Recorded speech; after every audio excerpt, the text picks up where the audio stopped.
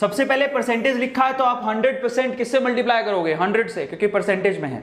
उसके बाद न्यूमरेटर में वॉल्यूम है, डिनोमिनेटर में भी वॉल्यूम है। सो न्यूमरेटर में वॉल्यूम है वो सॉल्यूट के लिए होगा, डिनोमिनेटर में जो वॉल्यूम है वो सॉल्यूशन के लिए होगा। सो ओवरऑल इसका परसेंटेज वॉल्यूम बाय वॉल्यूम जब आप लिख रहे हो, इन दैट केस इसको डिफाइन कैसे करोगे? Definition is really very simple, that is volume, ऊपर क्या लोगे?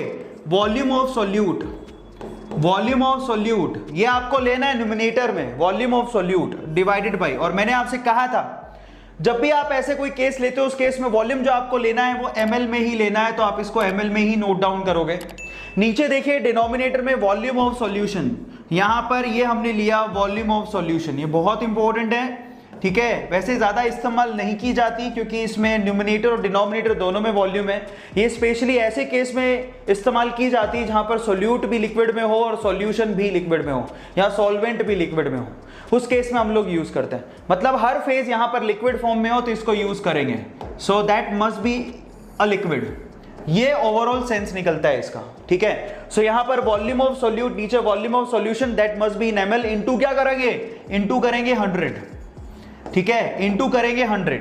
तो ये तरीका है। अब इसकी कोई यूनिट पूछे आपसे तो ऊपर ml है नीचे ml है, कैंसिल हो जाएगा, कोई यूनिट नहीं है इसका, ये यूनिट लेस है। सो आप लिख लो ये आपके पास यूनिट लेस है, ठीक है, this is unit less by the way, ये यूनिट लेस है।